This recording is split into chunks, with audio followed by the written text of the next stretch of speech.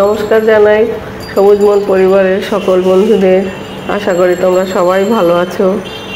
আমার খুব ঠান্ডা লেগেছিল, তাই এই ভিডিওটা পোস্ট করতে একটু দেরি হয়ে গেল। এখনও আমার কথা শুনে নিশ্চয়ই বুঝতে পেরেছো যে কতটা ঠান্ডা লেগেছিল। এখানে যে সাজানো গোছানো মণ্ডপ দেখা যাচ্ছে, এখানে তারা মায়ের পুজো হবে, তার জন্যই এখানে বাজনা বাজাচ্ছে, পুজোর আয়োজনও চলছে, সবই দেখতে পাবে। ভাদ্র মাসের অমাবস্যা তিথিকে বলা হয় কৌশিকী অমাবস্যা। শাস্ত্রমতে ও তন্ত্রমতে এই অমাবস্যা একটা বিশেষ দিন। ভোর অমাবস্যা রাত্রিতে তন্ত্রমতে কৌশিকী অমাবস্যাতে মা কালীর পুজো করা হয়। হিন্দু শাস্ত্রমতে এই অমাবস্যার বিশেষ গুরুত্ব রয়েছে। কৌশিকী অমাবস্যার দিনেই মা তারার আবির্ভাব ঘটেছিল, তাই তারাপীঠে এই দিনে খুব ধুমধাম করে অমাবস্যা তিথি পালিত হয়। এই অমাবস্যাতে ভক্তদের খুব ভিড় থাকে মায়ের মন্দিরে। দেবী কৌশিকীর নাম অনুসারে এই অমাবস্যা তিথির নামকরণ করা হয়েছে কৌশিকী অমাবস্যা। আমি রয়েছি মধ্যমগ্রাম রেল স্টেশনের পাশে তারা মায়ের মন্দিরের সামনে। এখানে পুজোর জন্য সব সরঞ্জাম সব সাজাচ্ছে, সব রেডি হচ্ছে। পুজো শুরু হবে 12টার দিকে, তাই সব কিছুর গোছগাছ ও ভোগ রান্নার প্রস্তুতি চলছে। কি সুন্দর লাগছে তারা মাকে, খুব সুন্দর সাজিয়েছে। দেবী কৌশিকী শুম্ভ নিশুম্ভ নামে দুই শক্তিশালী অসুরকে বধ করেছিলেন।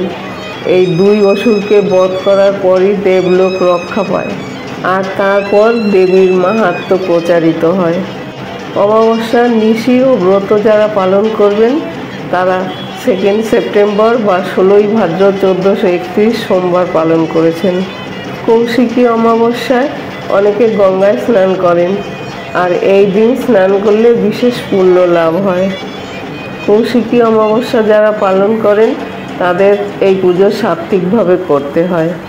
যে বাড়িতে পুজো হবে সেই বাড়ির মূল প্রবেশপথে 2টো তিলের প্রদীপ জ্বালাতে হয়। এতে সংসার থেকে অশুভ শক্তি দূর হবে। এই পুজোতে 5 রকমের ফল ও মিষ্টি দিয়ে পুজো দিতে হয়, সাথে 108টি লাল জবা ফুলের মালাও পরিয়ে দিতে হবে। এখানে প্রণামী বক্সও রয়েছে, যদি কেউ দান করতে চায় সেটাও দান করতে পারবে। কত ভক্ত উপস্থিত হয়েছে যে এত পুজোর ডালা জমে গেছে।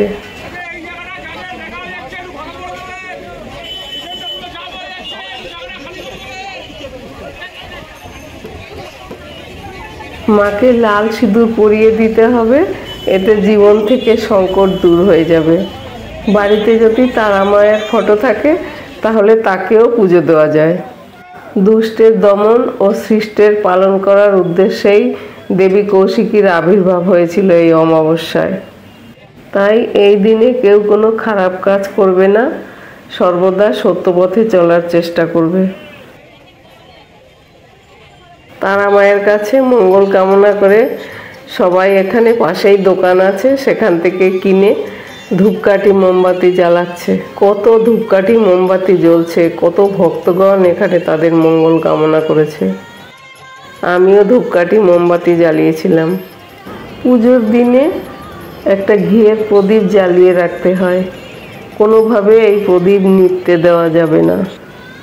মন্দিরের পাশেই একজন এই যে ভোগের খিচুড়ি রান্না করছে। এখনো কত ভক্তগণ মোমবাতি ধূপকাঠি জ্বালাচ্ছে। পুজোর দিনে ঘরবাড়ি খুব পরিষ্কার পরিচ্ছন্ন রাখা উচিত। এইসব নিয়মগুলি মানলে মা তারা অবশ্যই কৃপা করবেন। জয় মা তারা, সকলের মঙ্গল কামনা করি। মন্দির প্রাঙ্গণটা একটু ছোট, কিন্তু কত ভক্তগণ দাঁড়িয়ে রয়েছে এখানে। আমি সকালবেলা মর্নিং ওয়াক করতে করতে তারা মায়ের মন্দিরের সামনে গেলাম যে দেখি কখন পুজো শেষ হলো। এখানে যে পাহারা দিচ্ছিল তার কাছে জিজ্ঞেস করলাম যে পুজো কখন শেষ হয়েছে, বললো রাত 3টের সময় শেষ হয়েছে। আর আমি এখানে পৌঁছেছিলাম সকাল 6:30 নাগাদ, তখন একদম শুনশান, কেউ নেই। কাল সন্ধেবেলা ছিল জমজমাট, আর এখন একদম শুনশান পড়ে রয়েছে। তারা মায়ের মূর্তি পুরো পর্দা দিয়ে ঢাকা রয়েছে। এবার চলে এলাম শ্রী শ্রী সিদ্ধেশ্বরী কালী মন্দিরে যেটা মধ্যমগ্রাম বাজারের মধ্যেই অবস্থিত। যেহেতু আজ তারা মায়ের পুজো, তাই তারা মায়ের ওখানেই বেশি ভিড়। এখানেও লোকজন রয়েছে, এখানেও পুজো দেওয়ার জন্য প্রসাদ এনে রাখছে। এই মন্দিরেও শনি ও মঙ্গলবার পুণ্যার্থীদের অনেক ভিড় থাকে। যারা পুজো দেওয়ার জন্য এখানে আসে তাদের ডালা দেয়, আর এখানে পা দাঁড়ানোর জায়গা থাকে না। এখানে অনেক ভক্তগণ মেঝেতে বা দেওয়ালের গায়ে তার পিতামাতার স্মৃতির উদ্দেশ্যে পুজো দিয়ে নাম খোদাই করে রাখেন, যা চিরকাল দেখতে পাওয়া যায়। এখানেও পুজোর আয়োজন পুরোদমে চলছে, আর ভক্তরা মায়ের কাছে তাদের মনস্কামনা পূরণের জন্য প্রার্থনা করছেন। বন্ধুরা, আমাদের মধ্যমগ্রামের তারা মায়ের পুজোর আয়োজন তোমাদের কেমন লাগলো সেটা অবশ্যই কমেন্ট করে জানিও। পুরো পুজোটা তো দেখাতে পারলাম না, কারণ রাত 12টা অবধি তাহলে থাকতে হবে, তো অতটা থাকা সম্ভব না। আমি এইটুকুই দেখালাম। তোমরা সবাই খুব ভালো থেকো।